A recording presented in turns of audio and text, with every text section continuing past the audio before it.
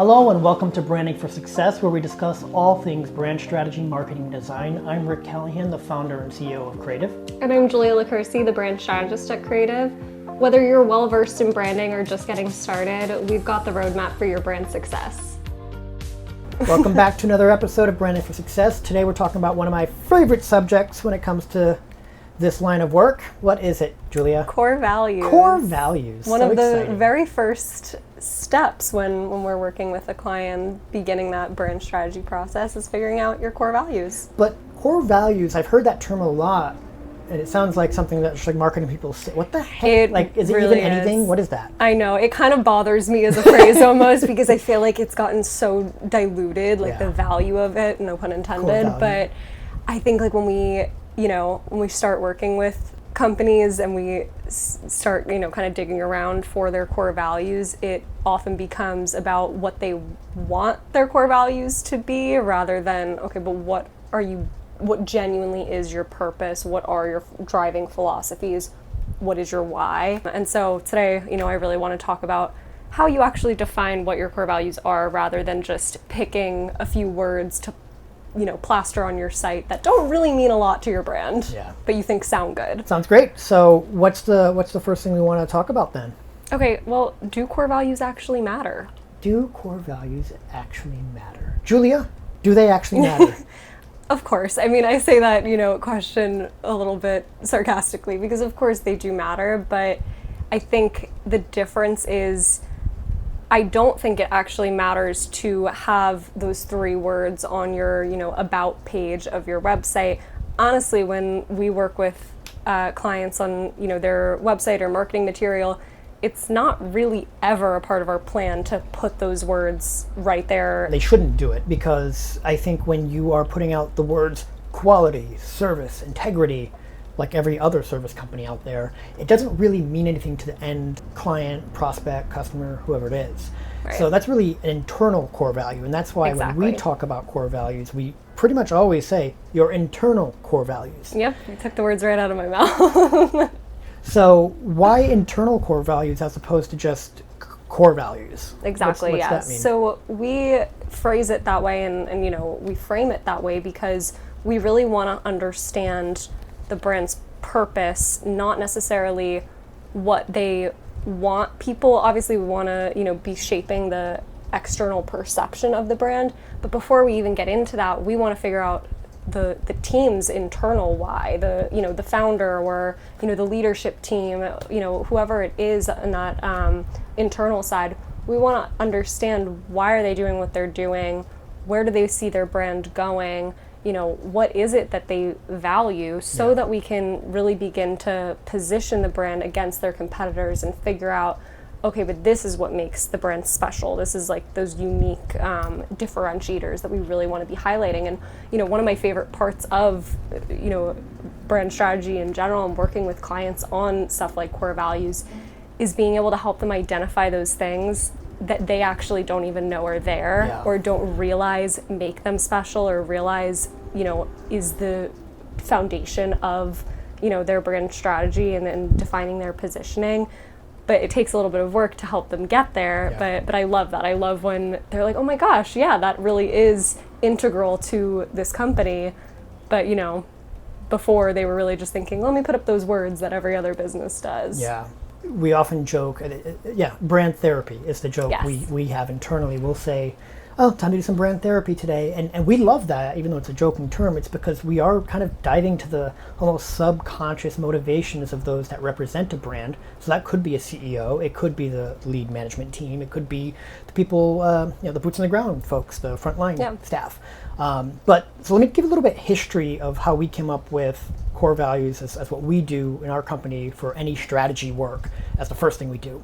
So when I started Creative, I wanted to be a marketing company with integrity. I wanted it to be something that wasn't manipulating customers to purchase things they don't necessarily want. I wanted to make sure that I work with small businesses, mid-sized businesses, and potentially large businesses that need to make sure they align internally around those intrinsic value systems that the company already has or was founded with, or leadership has been like embedding into that company since early days. this isn't something you just manufacture. You don't just say it and it happens. It has to be truly a part of what drives your motivations, your inspirations, and your decision making in that organization. So we came up with this little deck of cards here with a ton of words like open and fun, and probably some of those standard ones like integrity, authenticity, very intentionally vague ones, which we do, when we're working with clients, we mention that. We be sure to mention that. We mention it's kind of like a Rorschach test, which is like an ink blot test. What do you see when you look at this? I know, though I think every single time we go about this exercise, somebody always says, well, but this could mean a few different things, referring to a certain word that's intentionally very broad. And we're like, but what does it mean to you? Right, it's subjective. That's the important question. And that's important because the word is just a symbol that represents something to you. So if you pick a certain word out of the deck, it means something. And that meaning is what we're trying to figure out. That's the core value. That's your why. So once we know that why, we can extrapolate that and turn that into a strategy that revolves around that. And the marketing gets built up from there. It's pretty powerful when you do it right. Right, yeah. So when, just for example, to continue that point, somebody picks out from that deck of cards the word integrity, we really want to dig around as far as, but what does integrity actually mean to you, and how you, conduct business, or, how you foster your internal team's relationships, whatever integrity actually means to you. We want to figure that out. So on your websites, lots of people will just put integrity as a core value and probably just state the definition of integrity, like the dictionary definition. And that's absolutely not what it's about. And honestly, it's another reason why we don't encourage clients to just put those words on their site, because it comes off as less authentic. So the purpose of it really is internal, so that it can be shown externally and really shape that perception. Basically, the marketing is a translation of those values. Yes, absolutely. So let's say you don't have this fancy deck of cards to pick out the words, or you don't want to go through a dictionary and just find some. How do you internally figure out your core values? Yeah, so I think it's really about asking yourself and your team some important questions that really start to uncover those. So, some big ones. Why are your customers or clients coming to you? If, somebody is referring you, what are they saying about your business? What are those words, that they're using? This sounds like market research. Just about, yeah. Because, and this is another thing we really reiterate, even though we keep saying, core values are very internal and they're found internally. At the end of the day, your brand is for your audience and who you're trying to reach, and what they're saying about you can be a really strong reflection of those values that you might not be able to identify yourself.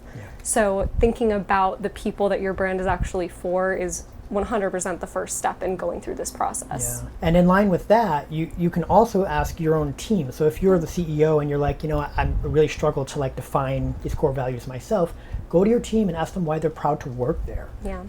Or what's a great success story they're really happy about and proud to be a part of, and why. And see what words come up repeatedly, see what concepts come up repeatedly. It might be pride in the work that they do, but what is that end result that they're proud of, right? So if the customer's coming to them and saying, you made it so easy for me. You took this complex thing and you just simplified it, and you were there the whole time. So there's some sort of simple or easy or ease of use, or whatever that is.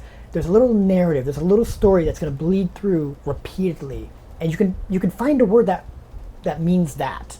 It's a great way to find your internal team, ask them, figure out your success stories, and kind of dig in there. See what you get. Absolutely. That makes me think also when often when we're working with especially founders and CEOs or people really high up in leadership, a lot of times when we start diving into this conversation of core values and the brand's quote unquote why, it often leads to the origin story or what, kind of what the original purpose was, which sometimes can be great, but sometimes it's a very, high level sort of blanket understanding of what you want your why to be, or what it was initially.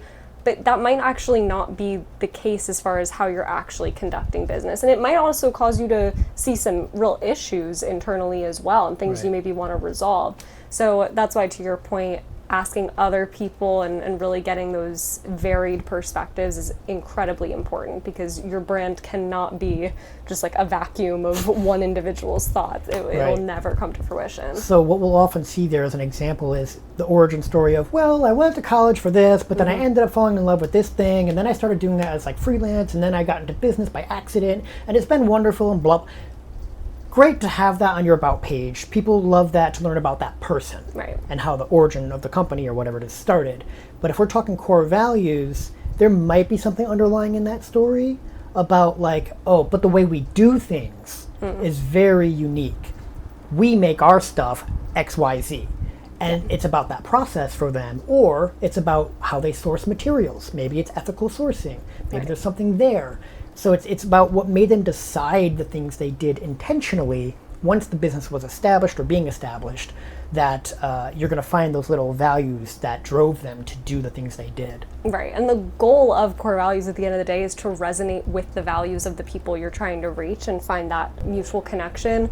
People aren't necessarily going to align with your values if it's all about, you and like kind of the creation of the company, which again, it could have some merit, but it's really about bringing the target audience, that customer, that client, into the story, it becoming their story, not yours necessarily. So that's really where core values can foster that connection. Yeah, and I do want to point a little aside. So a lot of times we'll say your target audience. You don't want to target everybody, and core values is what's going to define that big time. Absolutely. So your why should automatically narrow down the everybody down to specific sets of people or types of people or people in certain stages of life or whatever it is, certain roles, etc., that you're serving them in the most ideal way because of your core values. That's who you're targeting. So keep that in mind as well. Absolutely. So another way that you can work on these core values is on our website. You can check out our brand positioning workbook, which we just revamped, redid. It's wonderful. So creative.com, check out the resources section. In there you'll find the brand positioning workbook, and it has a whole section all about core values and how to do that basically by yourself. So I would say definitely check that out. Yeah, it'll pretty much take you through our process that we work on, but you can kind of do it at your own pace and on your own, and really start to ask yourself some of those questions that we started to talk about today. It'll really help prompt you. So what are you waiting for? Go check out the workbook. Go do it. See you guys next time. Bye. If you enjoyed this episode, don't forget to hit that subscribe button and leave a review. Also, make sure to share this with any friends and colleagues that you think might be helpful as well. And if there are any other topics you want us to talk about or questions you have, definitely let us know by sending us a message on social media, and follow us too. And definitely make sure you hit the website, creative.com. Tons of resources out there. Until next time, have a good one.